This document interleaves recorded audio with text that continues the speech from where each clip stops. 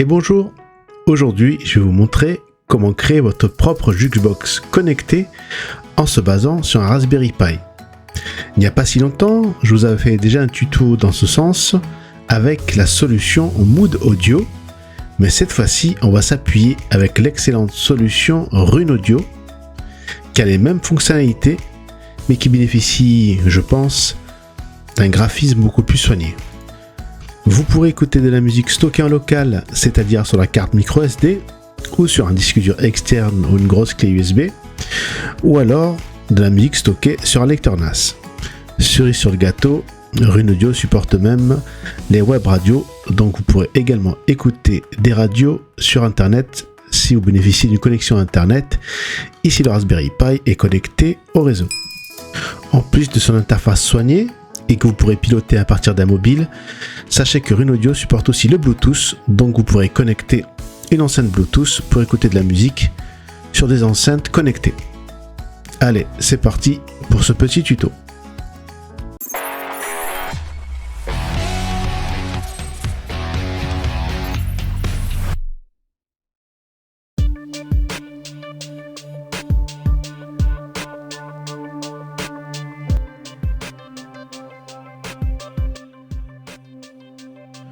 Première étape, on va télécharger Rune Audio et comme d'habitude, vous trouverez bien sûr en description tous les liens pour le téléchargement. Donc ici, je me rends sur le site Rune Audio pour avoir une brève présentation de la solution. Vous voyez qu'esthétiquement, elle est parfaite. On nous explique bien le projet de Rune Audio, qui est donc une solution gratuite pour écouter de la musique à la maison, et en s'appuyant sur différents systèmes comme les Raspberry Pi, les Android, etc. Donc tous les ordinateurs de taille minime afin de pouvoir faire un système condensé. Si vous restez jusqu'à la fin de la vidéo, vous aurez une petite surprise car en effet à la fin je vous présenterai mon projet car j'ai monté un Raspberry Pi avec un écran intégré et je possède donc une solution avec un écran qui se pilote au doigt. Grâce à l'écran tactile, je peux donc naviguer dans ma playlist et tout ça connecté en plus sur l'enceinte Bluetooth. On va télécharger donc l'image de Rune Audio, non pas sur le site officiel, mais sur le second lien que je vous mettrai en description, ici, et vous choisissez bien la version de Raspberry Pi, donc la 2, la 3 ou la 4, et vous cliquez sur les fichiers associés à la version de votre Raspberry Pi. Le package pèse environ 600 mégas, donc selon la connexion, ça vous prend quelques secondes à quelques minutes. Voilà, à la fin du téléchargement, je mets ça de côté et je vais télécharger le logiciel Balena Etcher qui va me permettre de flasher le package que je viens de télécharger sur la carte micro SD du Raspberry Pi. Je clique sur Download for Windows, le bouton vert, et je télécharge le logiciel sur mon ordinateur, ici la version pour Windows, mais il existe également une version pour Mac si cela vous intéresse. À la fin du téléchargement, je lance l'installation. Rien de bien méchant, suivant. Et Balena Etcher est installé et l'icône est présente sur le bureau. Une fois Balena Etcher installé, on va le lancer en cliquant sur l'icône qui se trouve sur le bureau et on insère bien évidemment la carte micro SD dans le lecteur de carte. Ici, je clique sur Flash from File, qui est la première étape, et je sélectionne le package de Rune Audio que j'ai téléchargé tout à l'heure. Seconde étape, je choisis la carte micro SD en la cochant, je fais Select, et enfin je fais Flash.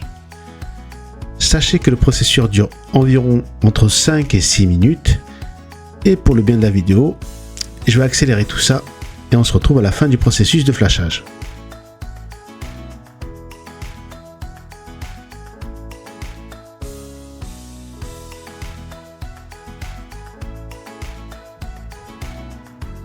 Donc après 5 ou 6 minutes environ, le flashage est terminé sur la carte micro SD. Je peux éjecter proprement la carte micro SD, quitter le logiciel Balena Etcher, insérer ma carte micro SD dans le Raspberry Pi, mettre le bloc d'alimentation et démarrer le Raspberry Pi. Sachez qu'il y a deux méthodes pour se connecter à l'interface de configuration de Rune Audio, soit via son adresse IP, en connectant donc le Raspberry Pi à votre box ou à votre réseau local, soit en se connectant avec un appareil Wi-Fi comme un smartphone, une tablette, un ordinateur, et en se connectant au point d'accès, car effectivement Rune Audio possède son propre point d'accès intégré Wi-Fi, donc vous pouvez vous y connecter, avoir une adresse IP, et donc se connecter à l'interface de configuration. Pour ma part, je préfère la première solution, je préfère connecter mon Rune Audio à mon réseau local, donc je vais utiliser mon navigateur pour aller chercher l'adresse IP et me connecter dessus. Je vais aller donc télécharger le logiciel Angry IP Scanner qui va me permettre donc de scanner mon réseau local et de trouver l'adresse IP de mon Rune Audio. Ici je clique sur Free Download, il y a plusieurs versions, une installable, une standalone et une Legacy. Je préfère prendre la version Legacy car pas besoin de l'installer et elle fonctionne sans l'adjonction de Java. Donc une fois téléchargé, je lance le logiciel Angry IP Scanner. Il se lance automatiquement, donc pas d'installation. Et tout en haut, dans les premières cases, je vais mettre la plage d'adresse de mon réseau. En règle générale, c'est 192.168.1.1 jusqu'à 192.168.1.254. J'appuie sur le bouton d'à côté pour rechercher. Et là, il va scanner tout le réseau. Et là, d'emblée, je vois qu'il a trouvé mon Rune Audio. Donc, je peux arrêter le processus en faisant stop. Et l'adresse IP se termine par 1.24. Maintenant que j'ai l'adresse IP de mon Rune Audio, je vais lancer tout simplement un navigateur et je vais taper l'adresse 192.168.1.24 pour accéder à l'interface de Rune Audio. Et voilà, on y arrive. Pour l'instant, on voit que l'interface est quand même un petit peu mieux que Mood Audio. Mais vous allez voir, en mettant de la musique, tout ça va s'embellir un peu plus. Donc sur le côté droit, vous avez le contrôle du volume et au côté gauche, le contrôle de la musique. En faisant plus, vous accédez à la bibliothèque, donc vous pouvez utiliser la musique sur une clé USB, un lecteur NAS, des web radios, etc. Donc ça on verra plus tard. Et même classé par album, par artiste, par compositeur ou par genre. Le bouton du milieu vous permet de revenir au playback et la dernière icône complètement à droite à la playlist. Tout en haut à droite, les réglages, vous allez pouvoir configurer votre système Rune Audio avec plusieurs sous-menus et on va les parcourir rapidement un par un. Notez au passage que Rune Audio supporte les add-ons, les plugins pour pouvoir l'améliorer. On va commencer d'abord par le menu système qui sont en fait les réglages généraux de votre Rune Audio. Vous allez voir plein de paramètres système avec la version de Raspberry Pi, la température, le temps de démarrage, etc. Vos périphériques de stockage. Ici, si jamais vous voulez que les clés USB et les disques durs externes soient montés automatiquement, vous cochez. Ici, pour activer le Bluetooth. La case d'après pour activer le Wi-Fi intégré à votre Raspberry Pi. En dessous, vous avez les GPIO Devices. Donc vous pouvez contrôler tous les périphériques externes. Et ce qui est intéressant, vous allez voir, ça va être le TFT 3 pouces et demi LCD que j'avais activé pour que je puisse connecter mon lecteur LCD. Donc si vous avez un lecteur LCD, vous pouvez activer cette case. Ici, on va mettre le bon time zone, donc le fuseau horaire Europe-Paris. Vous n'êtes pas obligé, mais ça sera mieux. Comme ça, vous aurez un système réaliste et à jour. Et vous voyez que tout ce que vous faites, vous le voyez en bas à gauche avec un petit pop-up. Voilà, le menu système permet de configurer, on va dire, les choses générales de Rune Audio.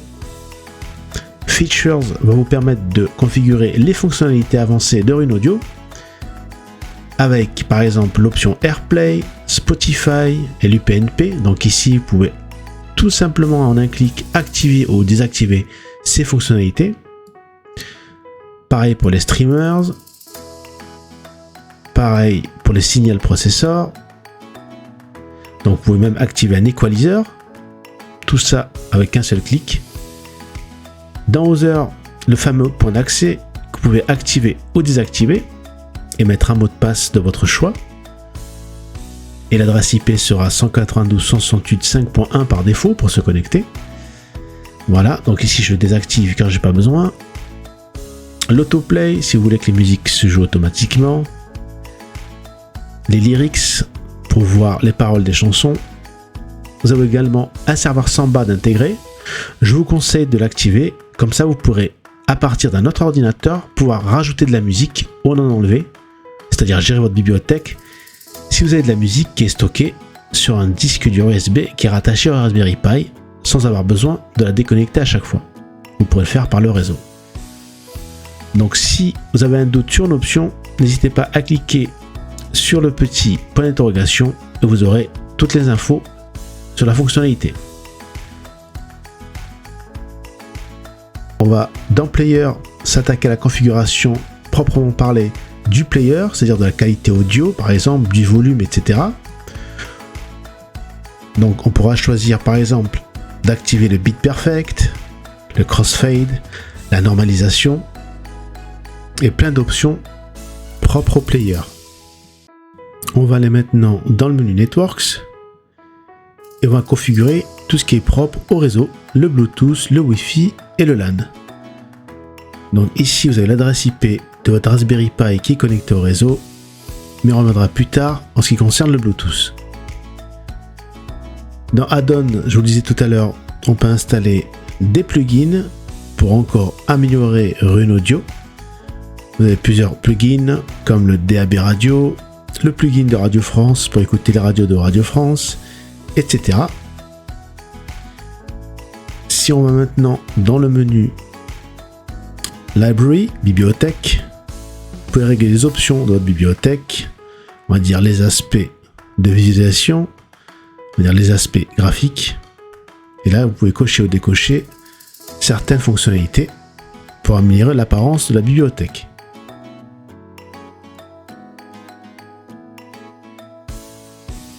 Dans le menu Playback, pareil, pour améliorer l'aspect esthétique et fonctionnel du menu Playback, c'est-à-dire le menu du milieu,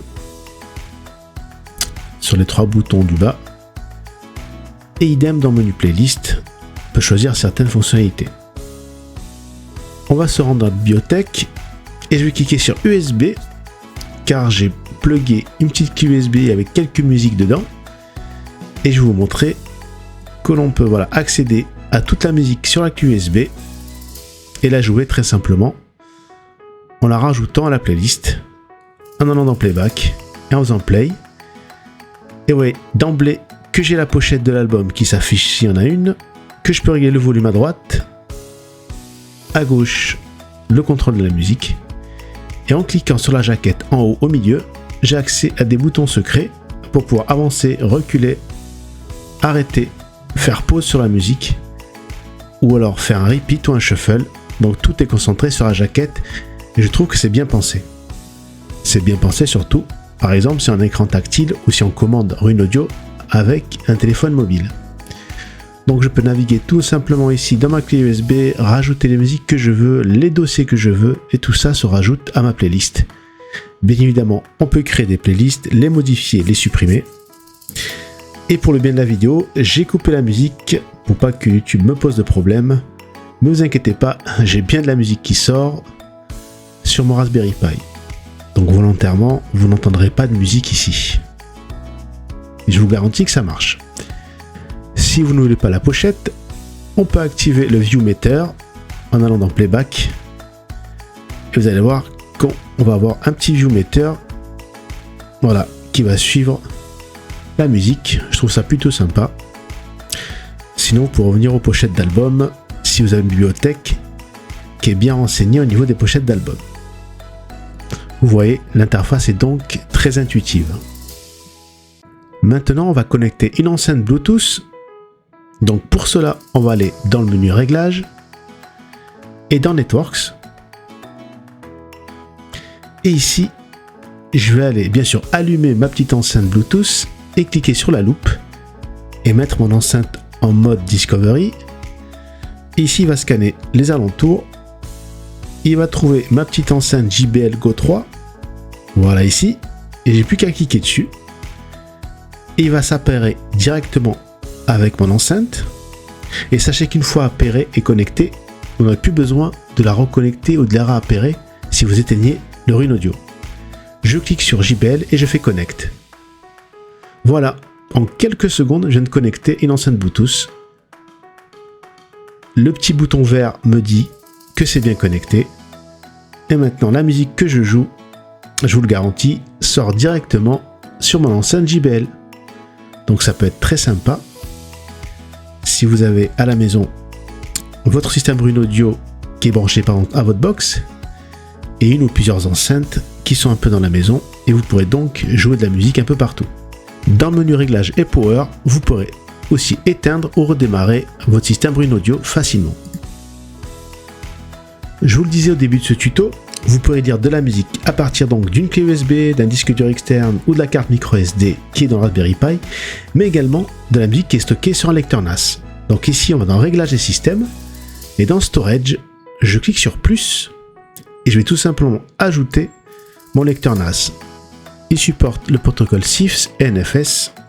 Si vous avez le protocole CIFS, vous devez rentrer l'adresse IP, le nom d'utilisateur, le mot de passe, etc. et faire OK. Mais ici, je vais configurer un serveur NAS avec le protocole NFS. Donc je mets l'adresse IP et le chemin. Et je fais OK.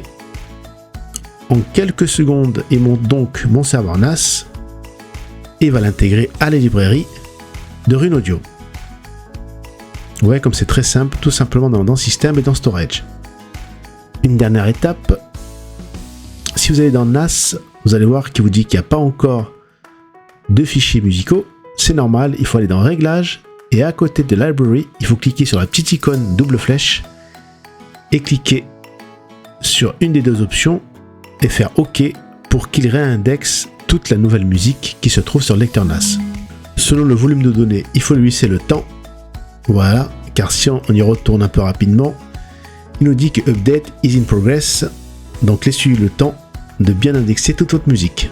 Donc quelques minutes après, si je vais dans Bibliothèque, j'ai bien mon lecteur NAS avec ma musique qui s'est rajoutée, et j'ai donc beaucoup plus de dossiers, et je vais pouvoir lire donc n'importe quel dossier de manière très rapide et très fluide, directement sur mon système Ruin Audio. Donc je vais pouvoir lire, bien sûr, avancer, reculer, augmenter le volume. Tout faire comme si la musique était stockée en local, comme tout à l'heure.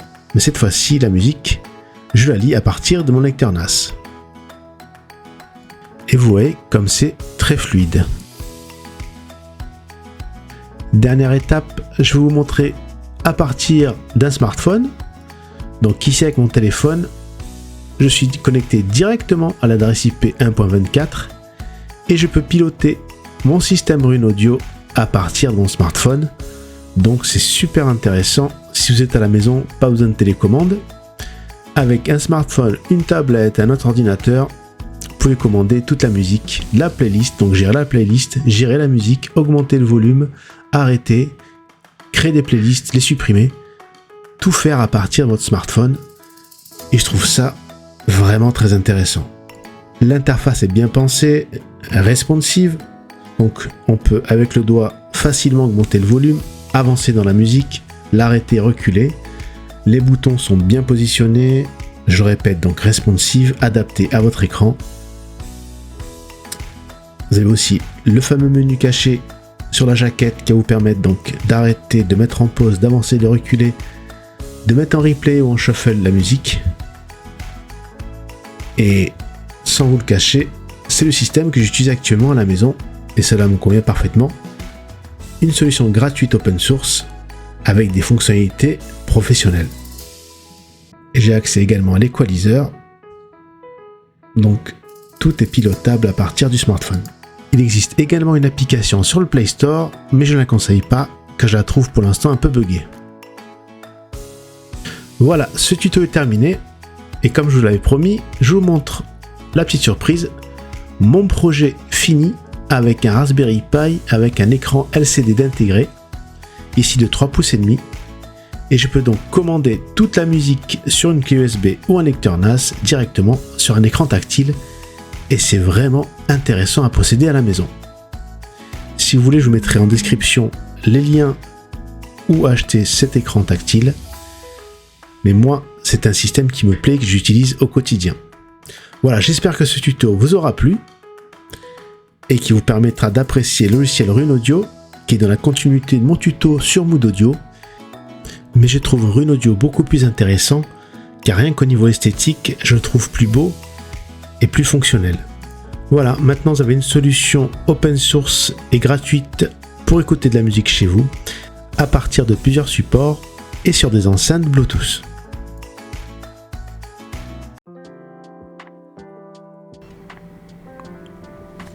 N'oubliez pas de laisser un pouce bleu si la vidéo vous a plu, de vous abonner si ce n'est pas encore fait, et d'activer la cloche de notification pour ne rater aucune de mes vidéos. Merci et à bientôt pour une prochaine vidéo.